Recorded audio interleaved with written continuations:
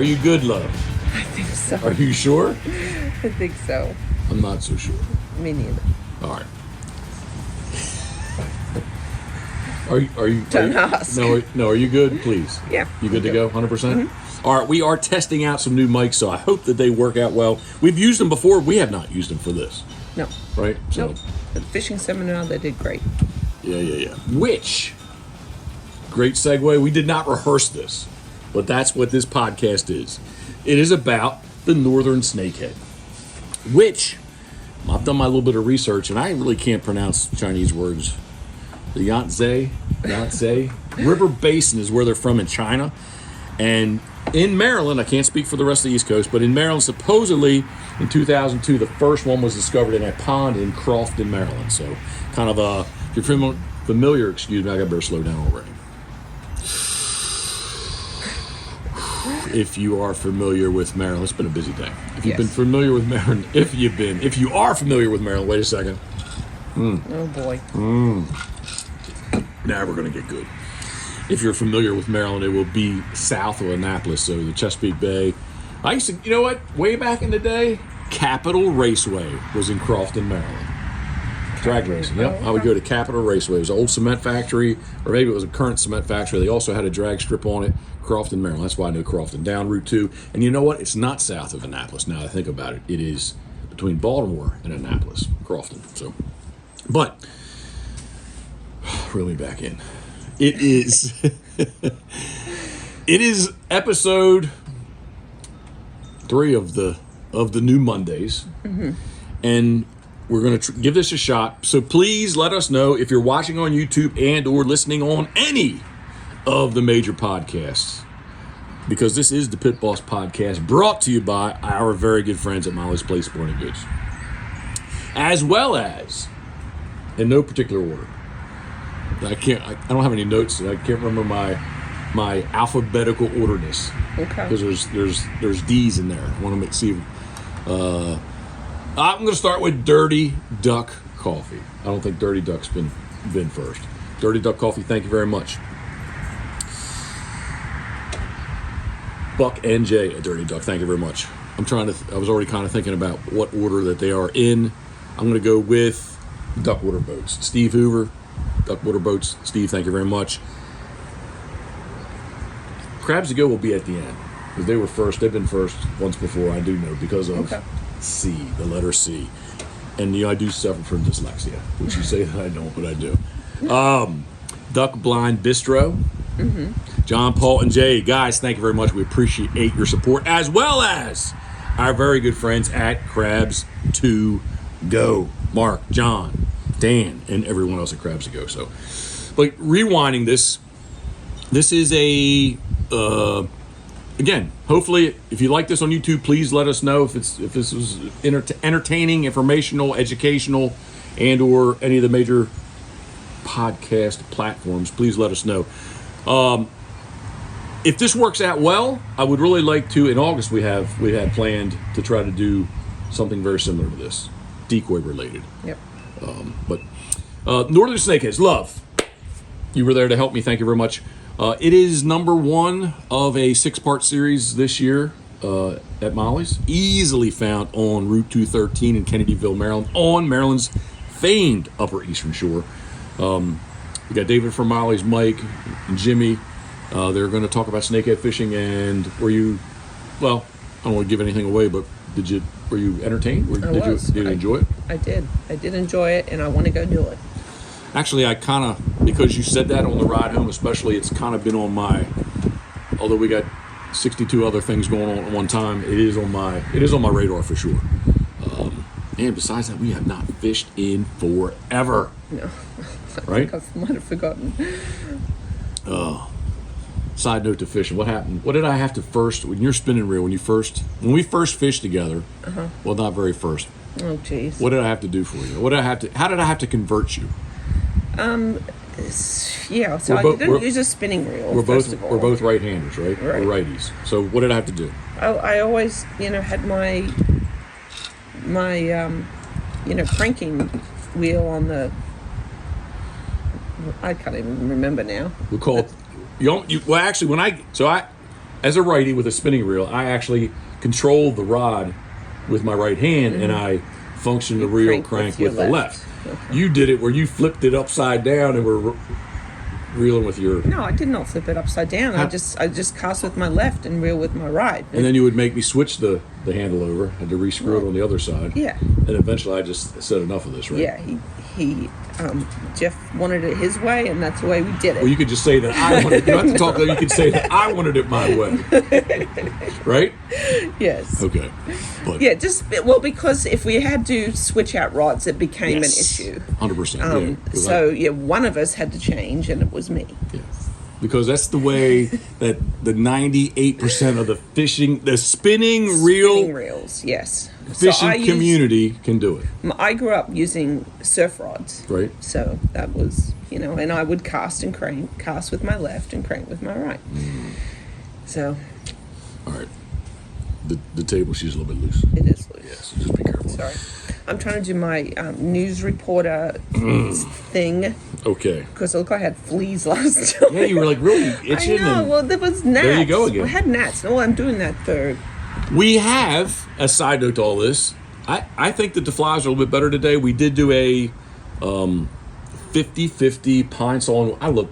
Google. Yeah. Well, we've been looking at it for quite a while to figure out how this happens. We do have a trap on the front porch that it says it'll hold 20,000 flies, which honestly, man, it's got to be, I don't know if it's 20,000, but it's got to be 5,000, that thing. That thing looks like if it hits the ground, it's going to go. Oh, please. This smell is nasty. The attractant It's is the bait. something It's that's, the bait. yeah, Yeah. and it smells like fish bait. It's, Yeah. Well, actually, I think it just smells like something rotten.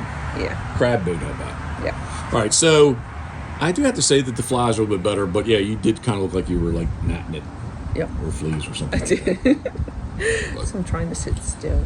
All right, enough of us rambling, because I love to talk. I could probably ramble for at least another hour. You're a rambler. We are going to set this off, hand this over to David from Molly's. And again, please, if you're watching on YouTube, leave us comments down below.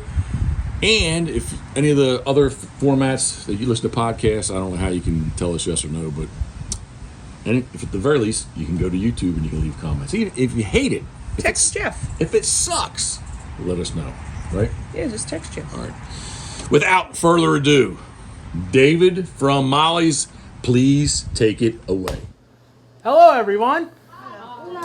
Thank you guys so much for coming out. This is actually our first fishing seminar that we're holding here at Molly's, so we really appreciate you guys coming out. Obviously, as the title says, we're going to be talking about snakehead fishing and try to get you guys out there catching some more fish, maybe hopefully even eating them. Over here I have Mike. Over here I have Jimmy. Mike's actually our fishing guy pretty much here.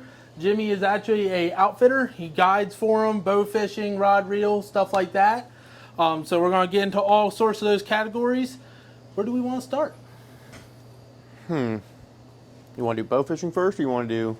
I'll say bow fishing for the last because we know fishing's going to take up the main portion of it. We can talk about, I guess, location first. Yeah, no problem. So, where to find them? Truthfully, there's no secret spot for snakehead or anything like that. They're darn near everywhere. Anywhere from the tributaries of the bay, ponds, lakes, they're literally everywhere right now. Literally from my experience, all the way down south, all the way down to Solomon's Island, Maryland, all the way up to the furthest north you can get in Elk River, Susquehanna Flats, all over the place. Just about any single tributary in the Chesapeake Bay will have snakeheads. I mean, every single river. Best locations are like the heads of rivers and creeks. As far up as you can get, the skinniest water is usually the best place for them. Honestly, even stagnant looking water that doesn't look like anything would live in there, chances are there's probably snakeheads in there. And you'll be shocked by how little water they need to catch them. I mean, I've caught them anywhere between, 4 feet of water to 4 inches of water. Where their backs are actually out of the water. That being said, if you have access to a boat, that's great. Kayak, that's great. But you're still more than capable of catching them from land. Biggest thing, shallow water, grassy. If you're really going for a topwater bite, those are awesome. Especially structure. Lily pads, trees, bad as it sounds, trash. Like tires, anything they can hang around, because they just like to come out of that structure to hit that bait, fish, whatever they're trying to get to. So tidal areas, anywhere where there's tide, usually high tide, you want to fish for them in the shallower water like grass, reeds, because when that tide rises, they'll go into the trees and grass, and you'll actually even not be able to see them, not even get to them, and you can hear them splashing and everything. Low tide, fish for them deeper. Of course, they'll move out of that shallower water when they feed and go out in deeper water when the tide is lower. Yeah. Yeah. And has anyone caught a snakehead yet? One, two? Okay. Sweet. So, you guys will know, when you catch one, you're going to be hooked, because they put up one heck of a fight. I am a bass fisherman true and true. I would much rather catch a snakehead any day. Their fight is awesome. We're going to start talking about kind of the gear that we use personally to help us out. Mike, you brought mainly bait casters. Yeah. So I fish usually 2 main baits. I usually have 2 main rods. You definitely want heavier gear when you're targeting snakeheads, because you're usually fishing in the nastiest of stuff. This is actually a heavy action rod. I got 50-pound braid on there. This is my frogging rod, because you're literally throwing in trees and grass and reeds and everything. You want to be able to hook them and get them out of there, because they will wrap you up and break you off. You tie your braid right on to the... Braid right on. I don't find any difference with a leader or anything. They are not really that line shy. Next one is usually a swim bait if they're a little bit deeper, or if I'm just want to change it up if I'm not really hitting the frog. A little subsurface. I do a little weightless or weighted little swim bait here. 3 to 5 inches usually what I go with. And you can fish that around lily pads, things like that. It's really, really effective. You want a stout hook, because if you use a light hook, they will bend out. Like I said, I prefer bait casting. You can definitely do it on spinning tackle. It's not needed to use bait caster, but you feel like you have better torque and everything with a bait caster. Now, I actually have my spinning rod set up here. I mainly throw a fluke on it. It's a much more subtle action for very pressured fish. Gives off that wounded fish, that instinctual, hey, this is an easy meal. I'm going to eat that. Now, I actually have mine braid to fluoro. This is a light setup, so I have my drag real loose, which is pro and con, because pro is that your line's not going to snap. Con, that fish is going to run with it, because they are a very strong fish. Very, very streamlined, so they can move their body at full force, and you can get tangled up in some nasty stuff. That's the importance of the braid. So like my frogging rod, once again, heavy action. I think I have 40 or 50-pound braid on here. And I don't know if you guys aren't familiar with braid. Braid has no stretch. As opposed to your like fluorocarbon or monofilament, which had some more stretch. Braid has no stretch. So if you set the hook, it's going straight to the hooks, and you are, because they have really bony mouths. When you guys catch them, they have extremely hard mouths, and it's hard to get a hook penetrated in it. That's why stouter rods, heavier braid, low stretch, you can really set those hooks and really very, very hard, like hard as you can, and then some. When they blow up, you want to make sure you set that hook very, very firm. Mm-hmm. We all know the YouTube guys, when they put their whole body into that hook set and they look like they're going to flip off the boat. That's you don't have to go quite that hard, but that's not exaggerating on how hard you want to set that hook.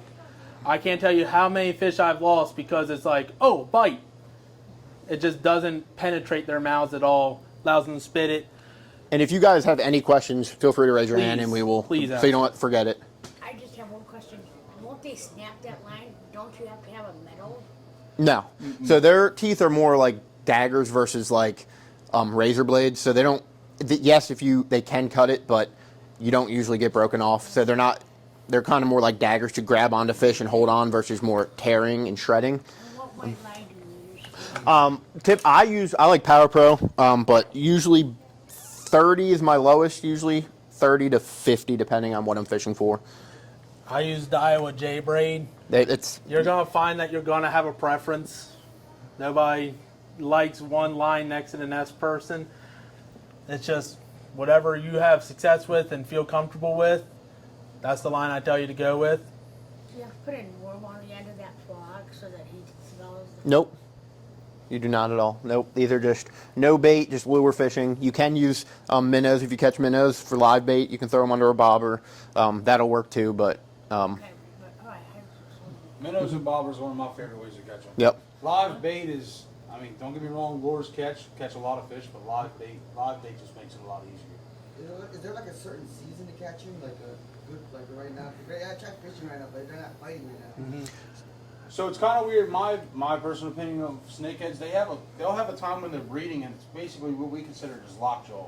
Like you will see them. You will throw everything in your tackle box They breed numerous times. 3 to 4 times a year. Depending on how warm it is. Where do they breed? Shallow. Shallow.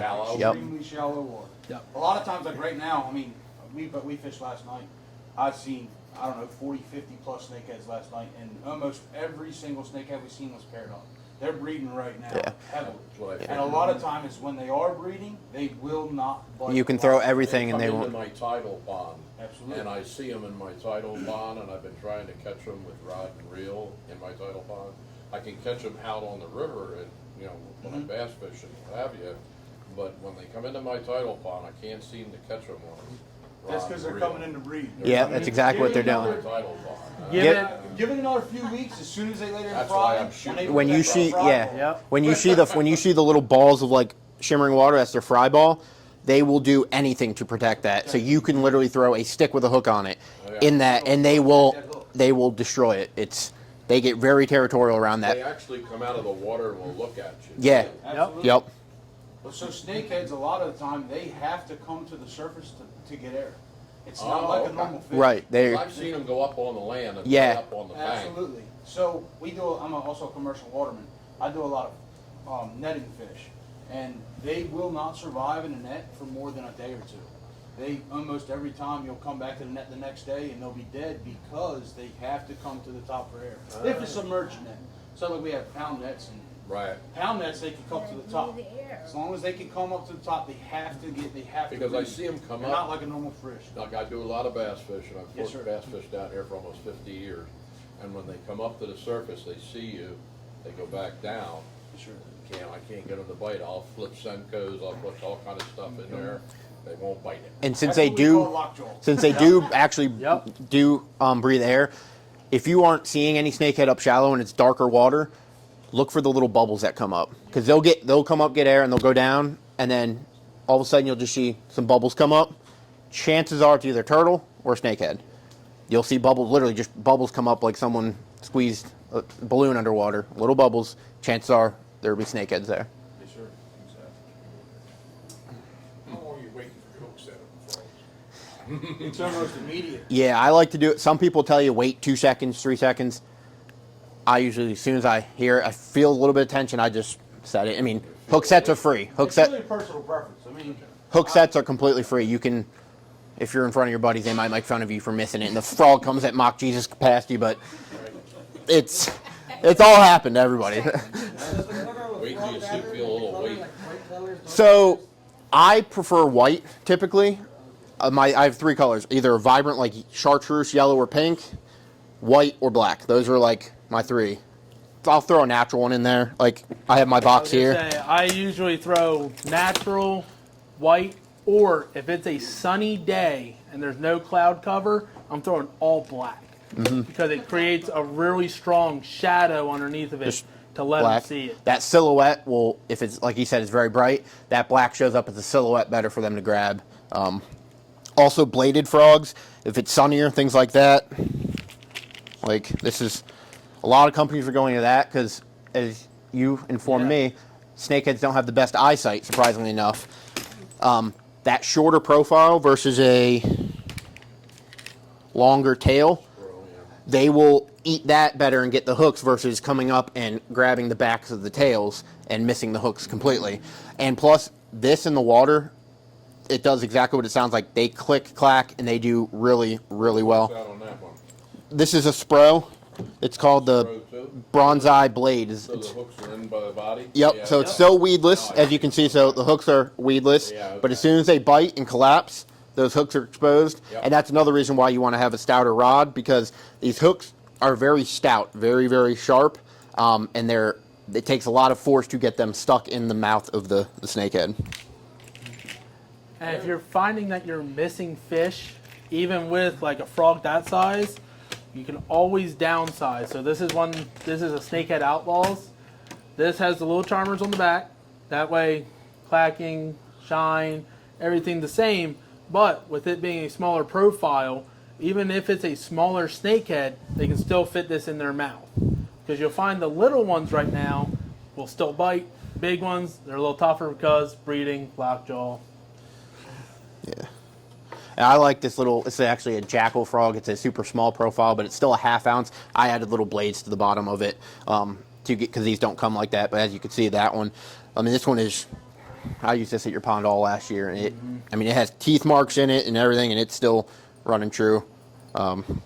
Very, very good frog as well. Also, if you miss a snakehead, that's why I also like to have a swim bait tied on. If they miss it and you throw back and you won't catch them, sometimes a little subsurface like a swim bait, throw in that exact area, run that by. Sometimes they'll just easily grab that versus coming back up and committing to a frog. Go deep. Yep. If you miss them, a lot of times snakeheads will go deep. They'll go deep, or they'll bury themselves in the mud, or they'll just go into the grass bed. Yep. You throw something like his swim bait, go deep, and you get closer to them on the bottom. It depends how deep you are also. I mean, if you're fishing 4 to 6 inches of water, You're not, much yeah. deeper. Yeah. But Chatterbaits, another, I don't know if anybody of you heard of chatterbaits. Most of mine on chatterbait. you like I was sound. going to say, that's the one beautiful thing about the snakeheads is that half the stuff you're throwing for bass, you can still catch snakehead on. Yes, chatterbaits are extremely, extremely versatile lure. They work. That's the ones that's just So, Yeah, so Bladed jig. so this is going to be, this is why I have that is this all actually- chatterbaits. I was going to say, this is actually one by addiction bait, the one that we carry here. So, basically, this blade, as it runs through the water, So it's a jig head basically with an moves exposed hook, back and forth. but with a jig blade So on it it. So vibrates, gives this tie a that, crazy action and that as will it's going through go as like well. that in the water, and this whole bait will do that. Yep. So the skirt moves on a regular chatterbait. This one, You it guys just wanna- kind of you wanna makes pass that a around to show wider people? swing. So this is a chatterbait. You got a weight on your hook. Yeah. So like I said, this is one that's actually made by Addiction Baits. I'm just gonna say, did you do that? Or I did not. I Nope. came that way.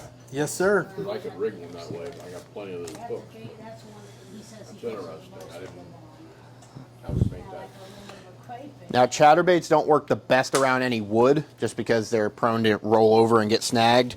Because that blade is cut out in the front, and if they hit that, it tends to roll, and your hook point will go straight in the wood. Typically, I like it in grassy areas, more open areas, but they're very, very effective lures to catch snakeheads. They work really good because of vibration and sound. Snakes don't like anything, or snakeheads, they don't like anything in their territory. They're very territorial fish. If there's another fish coming into it where it lives or where it's protecting its young, that's when it will attack and eat it. So, Yep. And if you are throwing a chatterbait, anything like that, that's kind of when you have to start worrying about what color should I throw. Whether the water's clear, whether the water's dirty, stuff like that. Typically, the darker the water, either super dark colors, black and blue, or a super vibrant like chartreuse or orange or something like that, so they can see it. That darker color will contrast better in the darker water, and that vibrant, it will, you know, kind of show up. And then clear water, just more natural-ish Yep. colors Like a is what I, green- like kind of like a green. yeah, like a pumpkin, darker green, yep. things like that. a lot of times what I tell people is when they ask, how do you catch a snakehead? Act like you're bass fishing. If you act like you're bass fishing, you're going to catch a snakehead. You can, if you're on a kayak or anything, hit the shoreline, just fan cast wherever you make multiple casts. And another thing is, if you don't catch one in one area, come back in 15, 20 minutes, and sometimes there will be snakehead there. Always, never give up on an area is what I find, is make multiple casts, come back later, and you can catch them. And what you will see these snakeheads do a lot is, especially if you're fishing top water, they will come out of that structure. You'll watch them shoot out. It'll just be a straight V that comes to your bait, and then it just stops. Stop right before your bait. They will sit there and watch it. That's when you want to be very subtle, slow down, little twitch here, a little twitch, and then all of a sudden you'll notice it will either just nip at your bait or it will full on take it. Unfortunately, there's not really a way to control what it's going to do. I've You had them just kind of sometimes. hope for the best. I've had them where they've come out of the water completely, and just literally will skyrocket like a torpedo. And I've had them where it's just like a little, and they just Yep, just a little grab pop. it. I guess you want to talk about kind of what to look for in areas if you're. We kind of went over that already. Okay. Structure, lily pads, shallow water. We already covered that part. We want anything else you Marsh want? grass. Marsh Trees. grass, yes. Marsh grass, pretty much. How do you prevent them from getting snagged on them and stuff with those sharp little hooks? A So, lot of them are weedless, yep. so The hooks face an opposite direction. Like on the frogs, the hooks actually face up in the air. So when you're going over top of your grass beds and your weed beds, the hooks face up. So when the snakehead grabs the top of the hook, it pulls down. Like you said, they're weedless. so you can see it's weedless, so the hooks are kind of attached to the body, so they're not going to get snagged. And then as soon as that fish bites it, it collapses, and those hooks are. Pop and it doesn't go down Yeah. towards the Pass that around, show some people it's. Make sure you got a good stiff rod. Yes, Yep. because like I said, those plastics are fairly That's how they're hard. designed to be. Yep, and they float right on the water. And they float right on the water. That's awesome. Some of the gear that you guys can use that will really help you out. The number one thing I grab, pair of lippers. As soon as you hook this on a snakehead, hold on tight because it will.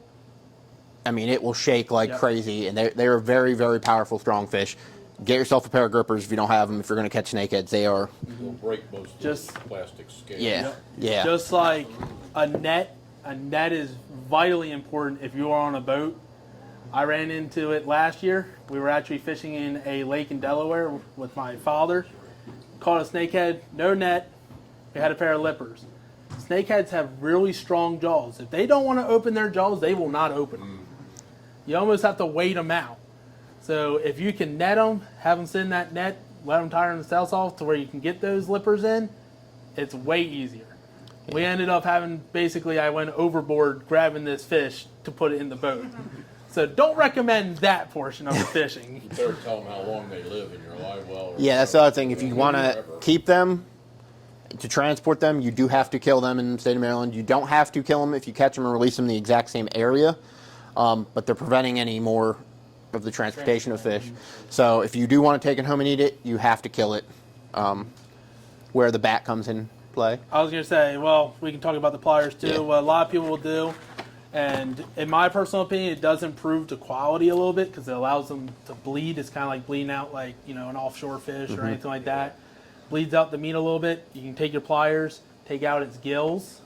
You do need to remove both sides of the gills. Just helps them go a little bit faster. That, or if you're like me and you're on a kayak and it's hard to get lippers and pliers as this fish is going about, you have the old billy bats.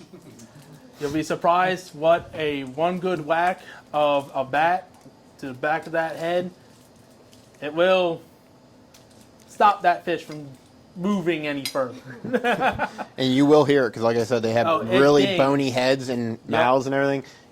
It's a big thud, and And that's the thing. It's not like, you know, you can take a knife and, you know, kind of stab into that. That head is so hard. You actually, if you ever see a snakehead skeleton, you'll see just how big that plate is on the top of their head. I heard you say you broke some knives off, and I broke buck knife Yep, off inside one time. yeah, it's yep. That's why I carry a hammer with bony me now. fish. They're very tough and very bony fish. they're very good eating though. Yeah, they're bony. They're bony all the way through. But you can get some real nice strips of. Oh yeah, that's the best part is the whole, almost from the head basically to the tail. It's a very thick fillet, so it's basically where, you know, some fish like rockfish or stuff like that, you get like it's the top and it kind of goes down. The snakehead, it's basically the entire length of the fish is a fillet. And that's why they're so strong. It's just all muscle. All muscle. I personally think, I know this is going to be crazy because I know how Maryland is with their rockfish and stuff like that. I will take a snakehead over a rockfish any day. Same here. I have to say that. They are in very firm white meat, no fishy taste. It almost kind of reminds me more of a flounder, to where it tastes whatever you want to cook it like. It's You white can make- flaky meat. Yep, Real you can flaky. make pork man lobster with it. You can bake it. You can grill it. You can do anything with it. And the best way to get people into eating snakehead, don't tell them they're eating snakehead. Don't tell them, because they'll never know. A lot of people don't like the name snakehead. Yep. And I'm not eating that. Try it. Just try it one time. Yep. They are a very slimy fish.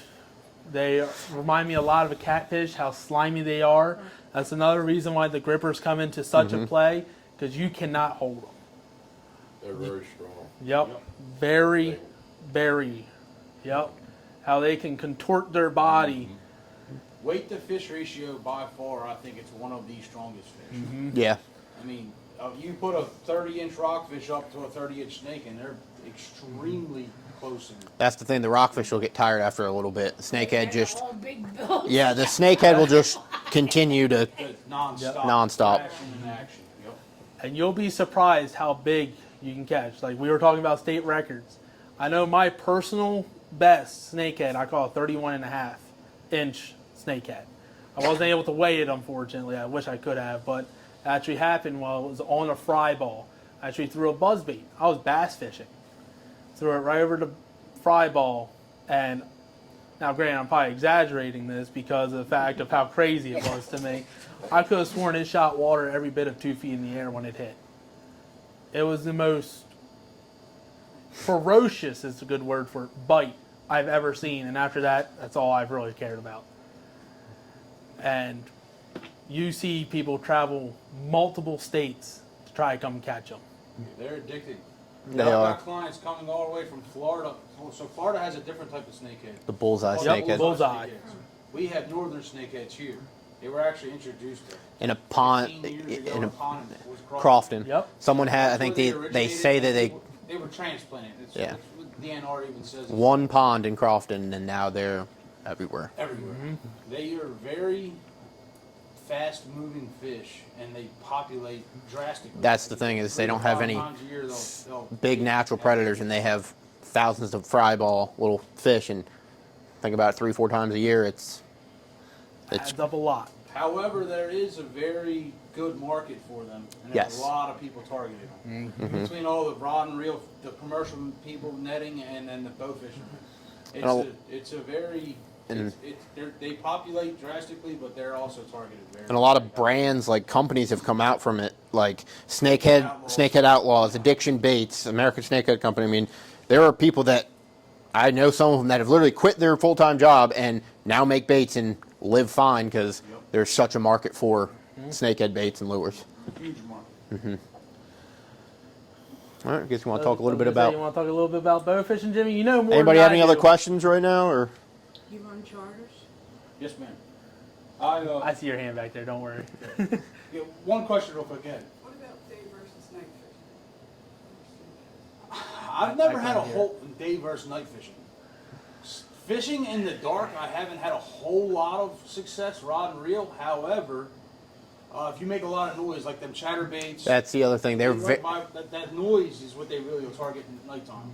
Personal opinion, best time to catch snakehead is right at first light or right before dark. and if you're ever, another thing, since they can be very skittish as well. So if you're coming up to a pond or a lake or anything, kind of walk slowly. Because if you walk up and make a lot of noise, you'll see a big cloud of dirt on the bottom, and the snakehead will just take off. So don't just stomp around, kind of walk up slowly to either a pond or lake or something like that, and you can have success doing that, because sometimes you'll be able to walk up real slowly and see them and be able to make a cast and catch that fish that you see.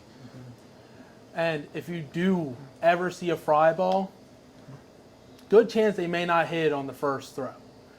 You may have to throw it at that fish, 10, 20 times. It's kind of the same way a bass is. They sit on that ball, especially if you catch the first one, because both pairs actually guard that fry. If you catch one, it's going to take a lot of throws to catch that second one. And as far as lures in there, I always start with a frog, just because I think it's the most fun to catch snakehead on, because you watch them splash and everything. Second is either a chatterbait or like a swim bait is usually what I go for after that. But always start with a frog. It's personal preference, and what I've had most luck on. A lot of times, top water action is really good. Top water, especially when you see them on top or you see fry balls. Poppers work good. Yep. Oh, They make yeah. That big splash. When they see that splash, they're coming to inspect it and attack it. Yep. So. But it makes, if you use a popper, have that and have that, because they will thrash and you will have treble hooks going every other which way, and they'll end up in your legs, arms, hands, ears, everything. You It's don't want to use popper in a heavy grassy area. No. You're just going to get absolutely mangled in the grass. Mm-hmm. It's got to be, you got to have clean vegetation. Mm-hmm. You don't want vegetation. Unless it's deep. If it's deep vegetation, it's not sitting on top. Yeah, and that's any type of grass. Even that slime you see on a lot of like farm ponds, stuff like that. I mean, I have a frog here that has still some of that hanging off of it from. I mean, it's still got that grass, that crappy kind of grass that's on the top of ponds and stuff. They will be sitting under that to get out of the sun, and sometimes they'll go in the. It's any type of grass, reeds, lily pads is what I look for when I. Yeah, a lot of times when you go to the backs of the heads of the creek or something, and you see an area that you wouldn't even think a fish would live in it. That's where they're at. Mm-hmm. Stagnant algae on top of the water. Because they don't need the oxygen from the water. Yep. They come up to the top. Yeah, and they breathe need that oxygen. the air versus the oxygen in the water. They don't have to have that oxygen. Yeah. Any other questions? Please ask away. Yes. Please. I want you guys to leave with full confidence of like, I'm gonna go catch me a state record. You know what I mean? I'll get into the bow fishing side of it a little bit too. Bow fishing is just different. It's nighttime. 90% of the time it's nighttime. You're on a boat. You got lights, generators. You go and find the fish. I mean, you're hitting cove after cove after cove. Sometimes my boat will draft like 5 to 6 inches of water. I'm hitting logs and trees and everything with a trolling motor jumping over stuff. You're in areas that went wild bow fishing. You're in areas that most boats can't get to. I mean, especially with an outboard or anything. My boat has a 36 volt, 112 pound thrust trolling motor on the front. I also have a 9.9 horsepower kicker on the rear, and my big main motor, which is a 150. So a 150 gets me to the areas, and my 9.9 kicker will navigate through the little bit deeper water, and then I'll get into the real shallows with the trolling motor. So on an average night, I mean, there's sometimes you'll hit 15, 20, 30 different coves just in a few hours of fishing, just because you can just try and find where the congregation of them are. Numerous different, I bought a few different bows with me. There's numerous different kinds of bows. You have bottle reels. A lot of people, these are one of the easiest reels to use. Shoots out, you pull this to reel, it reels in. You also have your spinning reels. They're basically like a regular fishing reel on the bow. These pull out, just the line pulls, and then you pull the T-handle and it reels all your arrows. All your arrows come with tips where you can't get the fish off until either you unscrew the tip or you hit the release. They'll have a release on them. So when your fish goes on, these barbs pull out and they won't let the fish come out. When you actually hit this, barbs pull out so your actual fish will slide off the arrows. I do a lot of bow fishing. I do some rod and reel here and there, but bow fishing is my thing. These guys are more of the rod and reel. And don't think you need a boat to bow fish. I've shot plenty of snakeheads right from the shoreline, sneaking up on a pond that, and seeing them just kind of sit there.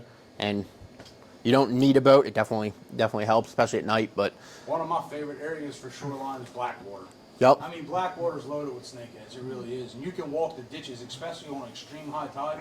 You can walk the ditches down Blackwater and shoot snakes, 3-4 feet from you. Yeah. A lot of people went to gigging.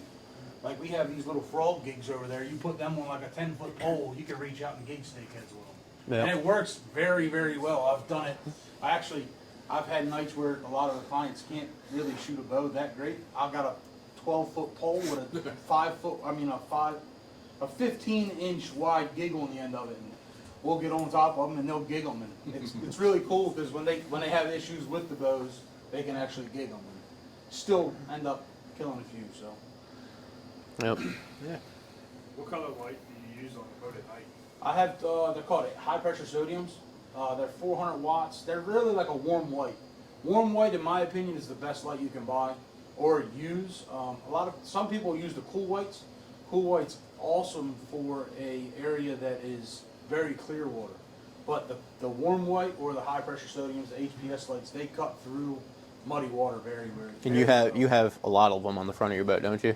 I have 6 400-watt high pressure sodium lights, and they're 40,000 lumens apiece. So I got a 3,500-watt generator that runs just the lights, and then I got a 3,500-watt generator that runs just the trolling motor. So they draw. I mean, it'll light up 200-300 yards away in the boat. If you don't do all that, you can get a bright spotlight with your buddy Yep. on the front of the boat. Spotlight and Been there, done that plenty of times too. yep, it's all very effective. They have a lot of spotlights that actually mount the bows. A lot of people buy a bow and mount spotlights right to the front of the bows. Almost like a sniper hog or a spotlight that we use for predator hunting or coyotes, but they're just clear lights and they work really well. All right, Can't you want really listen to music, it'll chase them away. We listen. I don't know. You jam. You. we know Jimmy's coming in anywhere near. We hear the bumping and to see the lights. Now, if I'm anywhere, there's a law about houses. You have to be a certain distance away from houses. So we're not shooting anywhere near houses or anything like that. But when we're in the back of a creek and there's no houses around, the radio really doesn't affect them. But you also have motors running, generators running, everything. So now, like he said, when And you're I always fish with music, and I that's what's keeping the love snakeheads music. away. So, I'm the same exact way. I always have music on. But like he was saying, when you're walking up to an area and everything is dead quiet, and you come trampling through the marsh grass or leaves or brush, it will spook them sometimes. I mean, there's times, like last night, we had an instance where we come into a creek and everything took off. It hasn't been disturbed. I haven't shot it in probably 2-3 weeks. I guess there wasn't. It's the whole creek's probably a foot deep, and I think they felt the vibration of the trolling motor or felt the push of the wake of the boat, and everything took off on us. We're like, crap. So we had to do a little bit more digging. We finally got to the back of it, and there was a few back there sitting. So, but they are very finicky. They are finicky fish. You can go out and catch a ton of them sometimes, and go out and see them and not catch them and be extremely, extremely frustrated. You can Especially when they get that lockjaw. Yeah, it's. I've been one day, I think it was a Friday or Saturday, we went in the morning and we caught probably 15 or 20, back to back to back in like 2 hours. Went back the next day and never even caught a fish, and we released every fish we caught. So it wasn't like You took weren't them. no fish there. I mean, it was just, I have a question. Now, when you use this bait, can you catch other things on this bait at all, like stripers or anything? So if you're not going to catch a snakehead, you might still be able to catch something like catfish or something. So usually the frogs, they're more geared towards bass and snakeheads, which kind of go hand in hand. Typically, if you're areas where snakeheads are, they're going to be bass. Same, vice versa. Swim baits, you can catch them on. These are these little guys there. The little paddle tail swim baits. They work for rockfish, bat, just about everything. you catch white perch on them swim baits. Yeah. Sometimes. It all depends on your bait, like he was saying. A lot of times, most of the time, when you're trying to catch a snakehead, you'll catch a lot of largemouth bass in the process of it. Or if you're bass fishing, there's a lot of guys like, I'm from over in Baltimore County. A lot of guys fish all the big tournaments over there for bass. Them boys are catching snakeheads nonstop. Yeah. And if you're catching a bunch of bass in one area, don't think that there's not a snakehead. They don't. It's not like especially bigger bass. They live pretty much in the. Close, we've been boat fishing and had a largemouth here and a snakehead here within 3 foot of each other. They won't eat each other when they're that big. And, they always, largemouth eat snakehead fry all the time. Same vice versa. Snakehead eat largemouth fry. But when they get like a certain size, they just kind of coincide with each other. Yeah, they live together. So if you're catching largemouth, don't count it out that there's not snakeheads there. Chances are there's probably snakeheads there.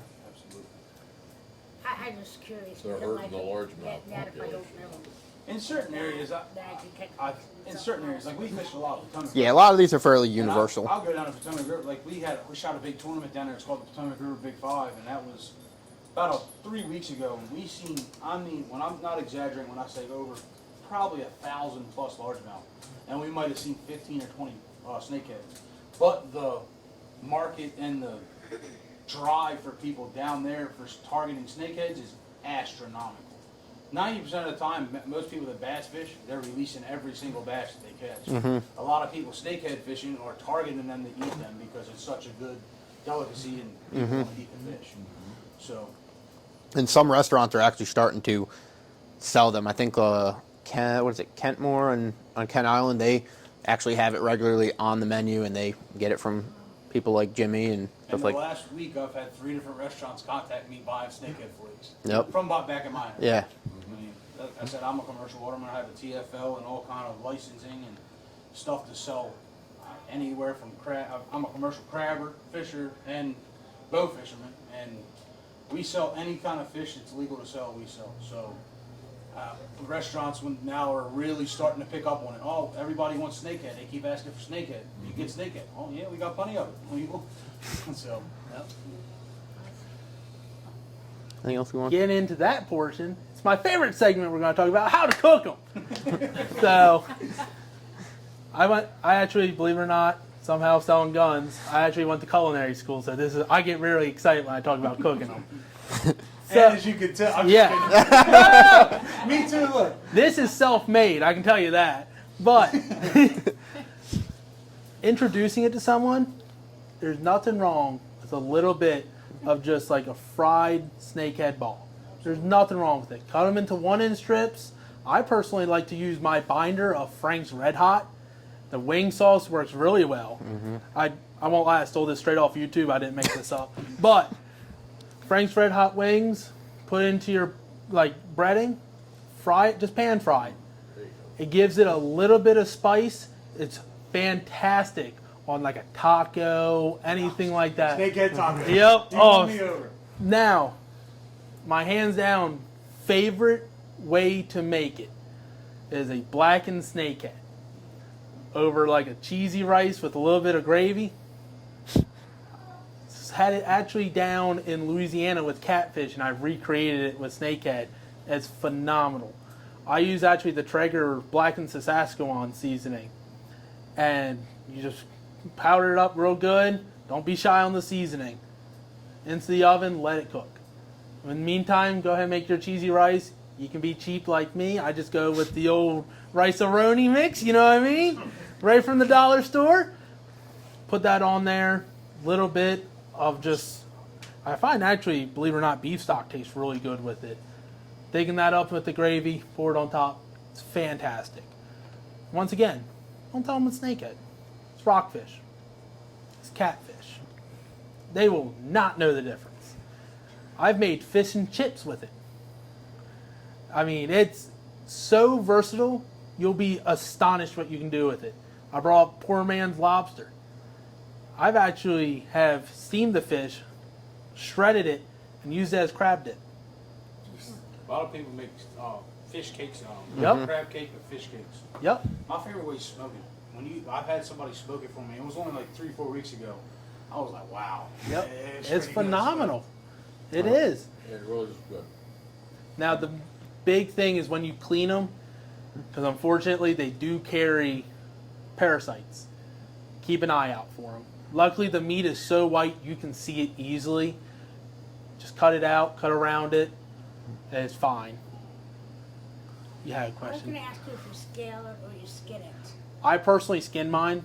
Luckily, so their scales are very strong. That's why it's very important to also have a good fillet knife with them. Yes. Bubble blades. Yep. That's my favorite. That's what I use. That 9-inch bubble blade is by far my favorite fillet knife that there exists. I mean, they're razor sharp. They got like a really, really weird, not weird, but sticky grip on them. And like, I mean, you can pass it around and feel it. When you're flying a snakehead, everything's slimy. But these blades, the bubble blades, they have like a weird textured grip on it that your hand literally just snicks to. And they got the 9-inch and 7-inch, and then the smaller ones. I actually use the 7-inch. I don't use the 9. Yeah, I like big knives. Well, you That does you not big surprise fish. me. Okay, yeah. Last night we shot a 12, a 14, and a 15 pounder, and that was all in with one little cove. And I mean, there's some of them. That 15 pounder is 34 inches long. I mean, they're giant fish. So How you know, And that's why. Like a regular. almost identical. Yep. Cut, flip the side fin over, cut right down it, right down. A lot of people don't realize this, that one of the absolute best pieces of meat on a snakehead is the cheek patch. Yep. A lot of Like a people walleye. don't- I mean, it's literally a little tiny circle, like about a half. I don't know. $half. It's almost- $half. yeah, like a that's about the size scallop of a size. $half, and it's like a scallop size piece of meat on the cheek patch, and they are absolutely amazing. I know a lot of people that eat the roe out of them. I don't. I got an aunt who I'm does not it. about that life. I don't eat I'm roe. not either. I don't eat roe personally. There's But- a lot of people that eat that though. I mean, I have people all the time asking for it, but I'm gonna pass on that one. I pass on that one too. But I eat a lot of weird things. That's a little too far out there for me. But anything you do, shellfish wise, fish wise, you can recreate. Don't shy away from keeping one. They're actually extremely easy to clean. Once you pull that fin up, make your cut behind, you can run it all the way down to the tail. Their pin bone section, they actually don't have a very big pin bone section. What would you say, maybe 4 or 5 inches on a big one? Yeah, like all the way down towards the back belly. Yeah. The pin bone section is definitely, that's where a lot of people will be like, oh, they're bony fish. They are bony fish, but it's literally like, they're kind of a little bit bigger than the size of a needle. I don't know. Yep. It's little pin bones is what they're called. And that's the only really hard part about cleaning them is that pin bone section. Yep. The whole top half around the head that slides all the way back down the back fin. I mean, that whole front half is a massive chunk of meat. Yep. I think the 15 pounders last night, the one 15 pounder, one fillet on one side was like 4 pound fillet, 4.5 pound fillet. It's like 8 pounds of meat on one fish. It's pretty good. Oh yeah. And like I said, hands down, my favorite fish to eat. Taste is phenomenal. It's fantastic to catch. There's a reason they're arguably probably the #1 targeted fish in Maryland, in both offshore and inshore. They got a run in with rockfish right now. There's a lot of people targeting snakehead. Just about, I'd say, about the same as rockfish. Because I feel like it's a lot easier to. You don't need all the resources. Right, you don't need a boat. You can catch them and be very successful from shore, from a kayak. You don't need a giant expensive boat to run out and find the fish. There's ponds, lakes. Don't have to worry about no regulations either. Right, that's the other thing. Any size you catch, you can keep. No size limit. You The can- only regulation is if you transport it, it must be dispatched. Yeah. And- However, if you're not transporting it, a lot of people are not very knowledgeable on this. If I catch a snakehead, I can 100% unhook it and let it go back in the exact same spot that I caught it. I can't catch a snakehead, get in my boat and drive 20 minutes down the river and release it. That's technically illegal. Yep. You have to catch it and release it from the exact same spot. But Which a lot of people you are can starting to release do. them legally. There is no state of Maryland Department of Natural Resources can't tell you you have to kill it. That was one of the big arguments about it. Was Not like a channel the blue channel cat. They make basically blue cats, channel cats. I mean, they are an invasive species, which they recommend you do kill them. However, it's not mandatory. And As long as it's the same body of water. I'm sorry. I thought that there was a law for that you had to kill it if you caught a blue cat. The blue cats that they say are very invasive right now. Yeah, So- you're not supposed to transport them. You can release them in the same body of water that you catch them from, but you're not supposed to transport them. That's the same thing with the snakehead. There's a few of them swimming around with tags on them. Oh, absolutely. Uh-huh. The DNR same thing There's with a couple with on the yeah, boat. like a snakehead. There's a bunch of $10 tags and quite a few $200 tags. My buddy just shot a $200 tag the other day. Yeah, so the DNR, they go around the big shock boats. They did a massive study down on the Potomac River. Actually, it was really Virginia that did it, but Potomac River, one side's Maryland, one side's Virginia. Down by Smallwood. Actually, it's called a Little Hunting Creek. They tagged hundreds and hundreds and hundreds of snakeheads. It's right across, it's a little bit north of Smallwood, I believe. Yep. Right across from Fort Washington. Yep. Fort Washington, right across from there's a little bridge, and you Fished go that under for it. many years. Everybody knows about it up there, and it's called Little Hunting Creek. And they tagged, they went through with the shock boat, caught all these They fish. just did over the Tagged Northeast them. River too. Yep, they did up north. Yep, yes, sir. But those blue catfish actually have more of an environmental impact than the snakeheads do. 1,000,000%. Because blue cats never stop eating. They will eat literally everything. I just Everything. caught one yesterday, blue catfish. I wanted to see what he was eating, so I opened his guts up on the boat. He had nothing in there. Okay, I put him in my live well because I figured I'd bring him back to the house, whatever. I don't know what I was gonna do with it. 3 hours later, I got back and he was in the live and he was still swimming with his guts wide open. Yeah, Blue catfish. Blue cats are one of the most That's detrimental fish to the state of Maryland, in my opinion. it's because they get large too, and they will eat. I actually ended up throwing him out of the boat back into the river, but we live on the Bohemia River. Yeah. Okay. We've caught blue cats down on Potomac River upwards of 80 pounds. Up here, our biggest one ever, I think, was 57 or 58 pounds. And that's right here, like I said, Baltimore County is where I live. We commercial fish. Blue cat's one of our #1 fish that we target in the commercial industry. And I mean, we found that blue cats, and some days we catch thousands and thousands of pounds a day. Come back the following week, and catch another Most of couple those thousand fish pounds. traps, the ones that are long, they have the holes in the Yep, ground yes, sir. and all That's that. called a pound net. Is that what the pound net, is that what Yes, they're sir. called? And that's what they're really looking for, they're trying to catch any kind of Catfish, shad, yeah, just about anything, but rockfish we're not allowed to keep until June 1st, and you have to have a quota for that, so. But that's a whole different ballgame, talking about netting. Yeah, I know. Yeah. But blue cats are definitely one of our #1 fish that we target. I mean, blue cats taste amazing too. I don't know if anybody's ever ate them, but they, don't get me wrong, I'm gonna take a snakehead over a blue cat any day of the week, but blue cats taste very, very good if you eat them. A lot of people always say, oh, catfish, a lot of people don't like catfish. I'm Channel one. cats. I'm one. I don't Channel- like catfish. Have you tried blue cats? I have.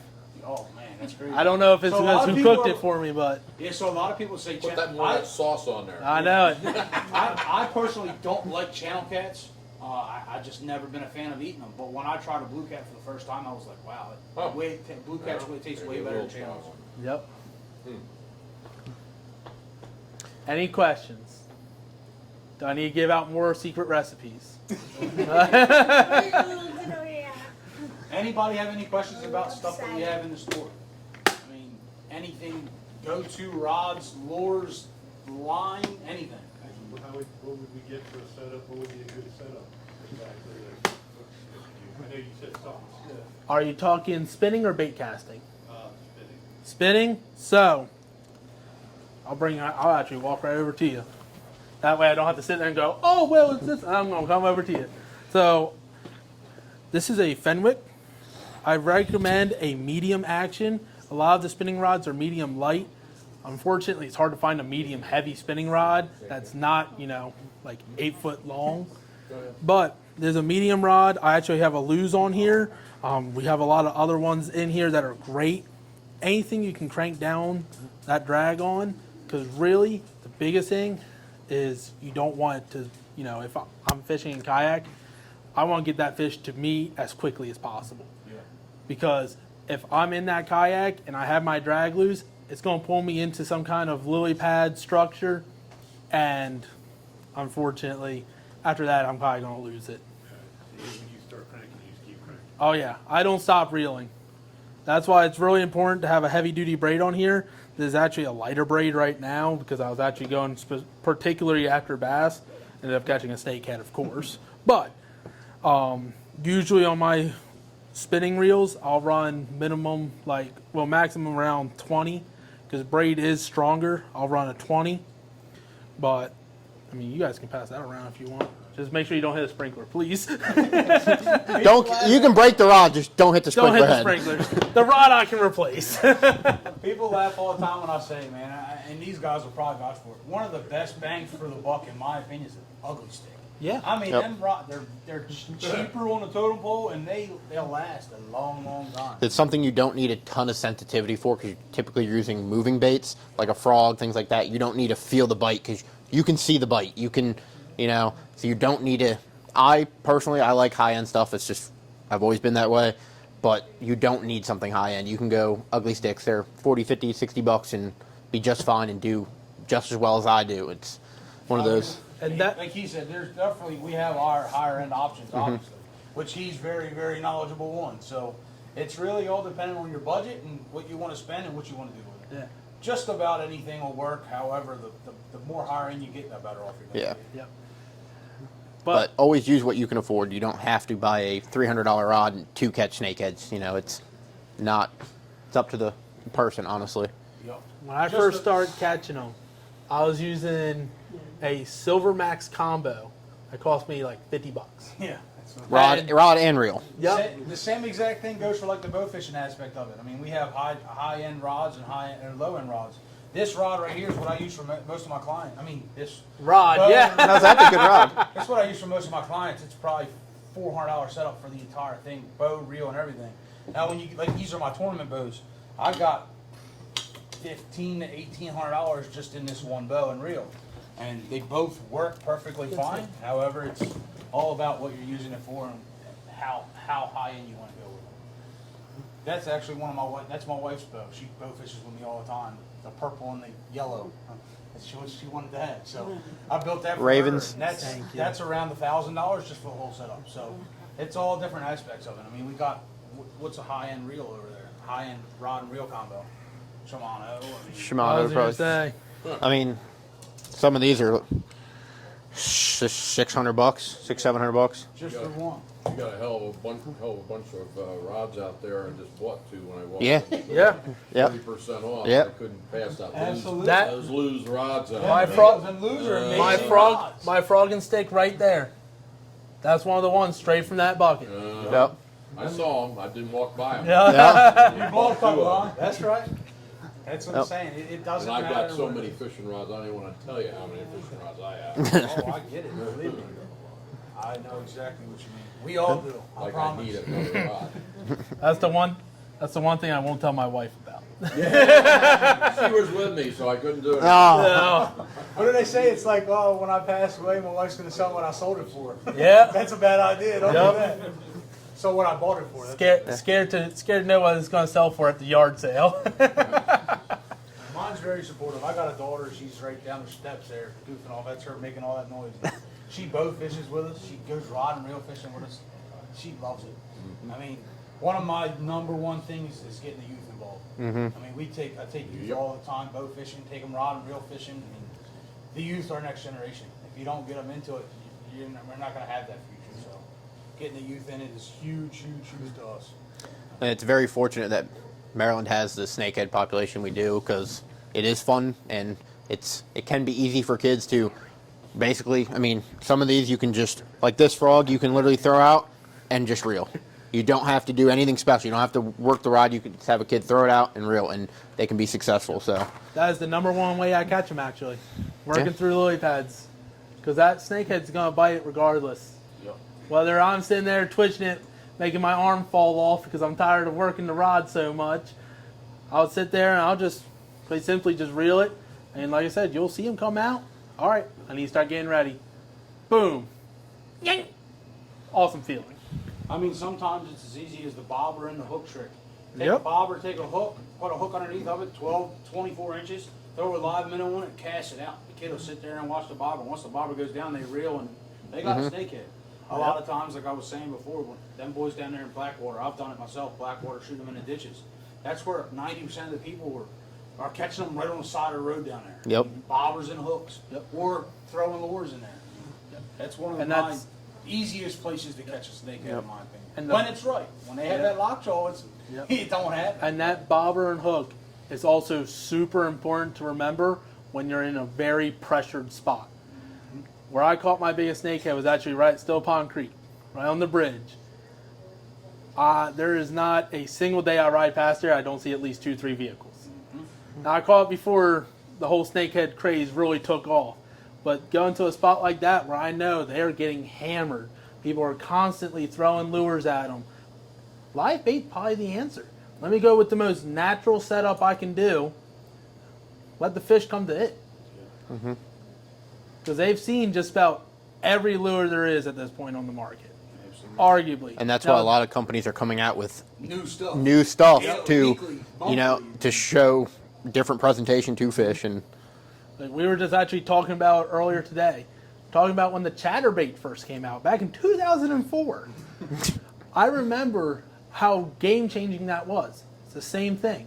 If I'm sitting there, I'm throwing a chatterbait, I'm not having any luck with it. I'm going to try a beetle spin. Something they may not have seen before, a little less flash, but hey, it's still a moving bait. I bet you catch one. Don't be afraid to try different baits. I've thrown crappie jigs and caught snakeheads. just because it's something different. The little Mips Blue Fox Vibrexes with the fish heads. Yep. I mean, it's like a, They'll eat anything. yeah, I mean, they'll eat just about anything. And Yep. it's the craziest thing. I've caught them on rattle traps that I throw for rock fishing, catching 30, 40-inch rockfish. I mean, the fish was probably 14 or 16 inches long, and it was on like a 6 or 7 inch rattle trap. It couldn't even fit the fish in its mouth, and a snakehead ate it. Yep. Couldn't believe it, but I mean, it happens.